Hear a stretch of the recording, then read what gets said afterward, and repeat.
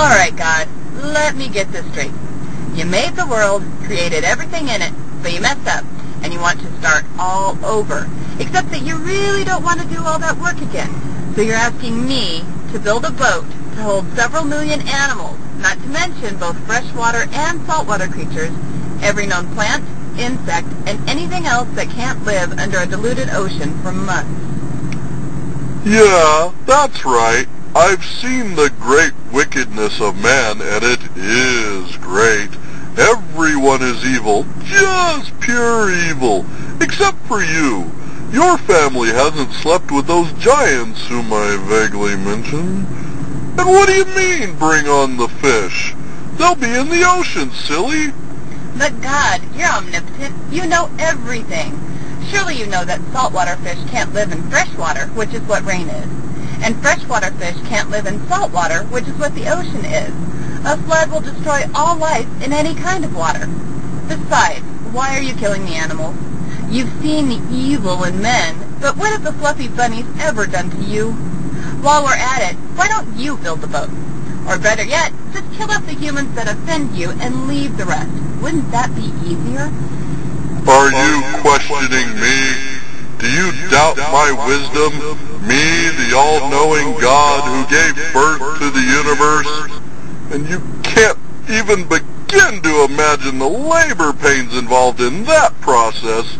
Nursed it along and created all other life on the planet and created the first two humans. Well, actually a human and a spare rib. Well, you did bugger it all once. That's why you're flooding the earth, right? So maybe there's another option that you haven't thought of. I am the almighty creator of the universe, giver of life to the planet. Right, got that bit. But still, you're basically going to give yourself a mulligan because you goofed the first time, right? Just build the damn boat. Fine.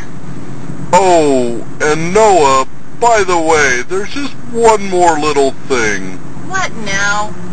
You need to gather all the food for all the animals I shall send you. Oh, great. Exactly how long are we going to be on this scow? Oh, 10, maybe 11 months. At the most. Maybe a week, more or less. Give or take a few days. Tops. Maybe. Okay. Put on the brakes. Let me get this straight. There are approximately 12.5 million species of creatures on the Earth, and you want 2 of them and all the food to sustain them and my family for 11 months on this boat? Well, 2-ish. What do you mean, 2-ish? You shall take with you 7 each of every clean animal, a male and his female. 2 each of animals that are unclean, a male and his female. Also 7 each of birds of the air, male and a female, to keep the species alive on all the face of the earth. What? You want me to bring 14 of the clean animals and birds on board, plus 2 of the unclean animals? What the hell is an unclean animal anyway? Well, don't worry about that now. I'll explain it to you later. Just build the damn boat and gather the food. Well, do you have some sort of schematic for me to follow? Some sort of intelligent design that you've created for your boat?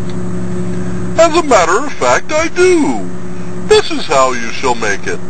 The length of the ark shall be 300 cubits, its width 50 cubits, and its height 30 cubits.